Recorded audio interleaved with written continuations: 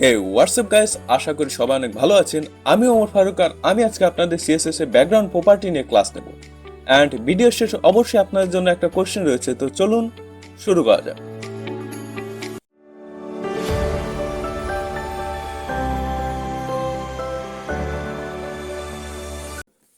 So background property হিসেবে আমরা already background কালারের সাথে পরিচিত।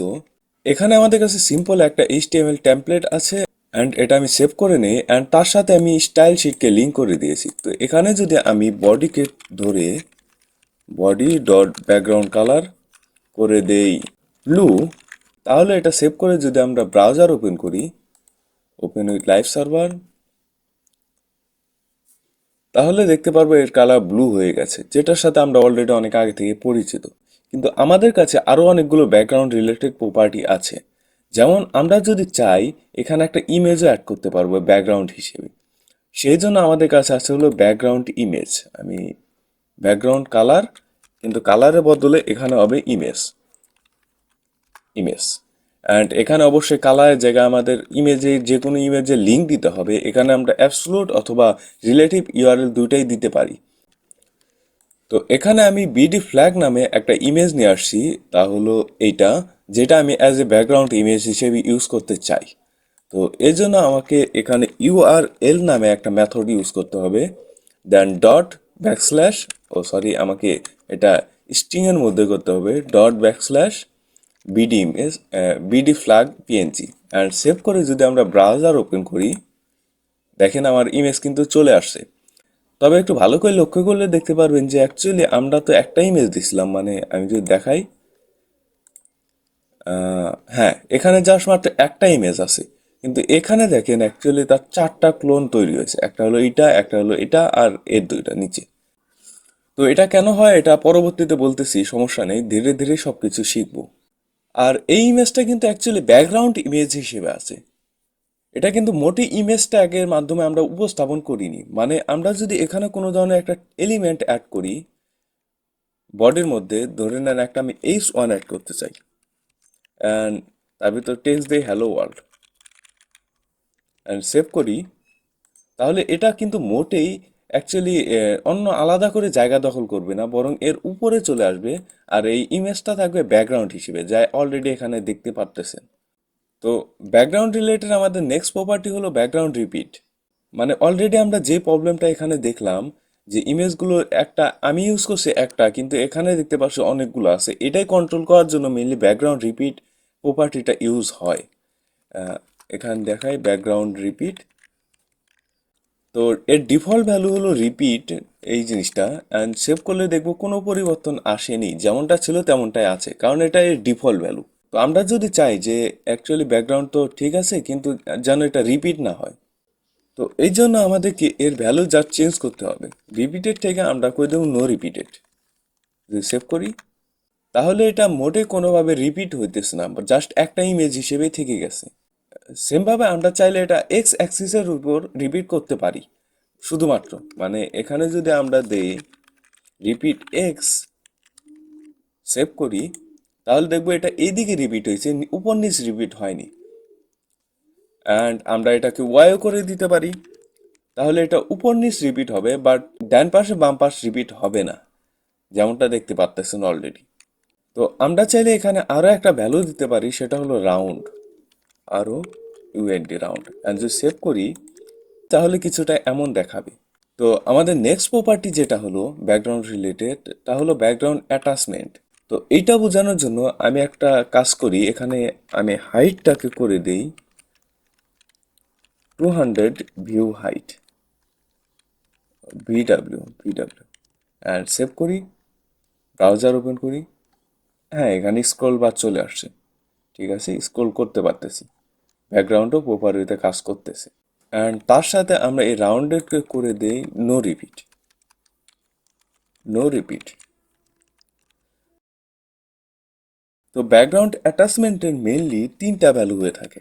একটা হলো যেটা ডিফল্ট ভ্যালু, সেটা হলো স্ক্রোল। হ্যাঁ, এটা এটা যদি সেভ করে কোনো ধরনের ইফেক্ট দেখতে পারবো না। হ্যাঁ, এখানে ব্যাকগ্রাউন্ড উপর হইতে কাজ করতেছে, স্ক্রোল করলে ব্যাকগ্রাউন্ড উপরে চলে যাইতেছে। অ্যান্ড দেন আমাদের কাছে আছে হলো ফিক্সড।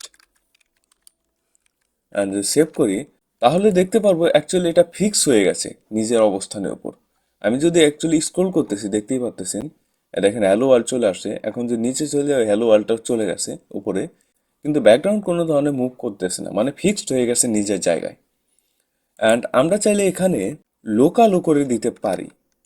লোকাল করলে অবশ্য এখন কোনো ধরনের ইম্প্যাক্ট এখানে দেখা যাবে না, কিন্তু লোকাল যদি বুঝতে যাই তাহলে আমাদেরকে করতে হবে কি, এখানে আমি ব্যাকগ্রাউন্ড ইমেজটা H1 এর মধ্যে দিয়ে দিই, তাহলে হয়তো এটা পুরোপুরি বোঝা যাবে। H1 অ্যান্ড হাইড করে দিয়ে আমি হলাম 20 অ্যান্ড একটা স্ক্রল বার তৈরি করি, বডি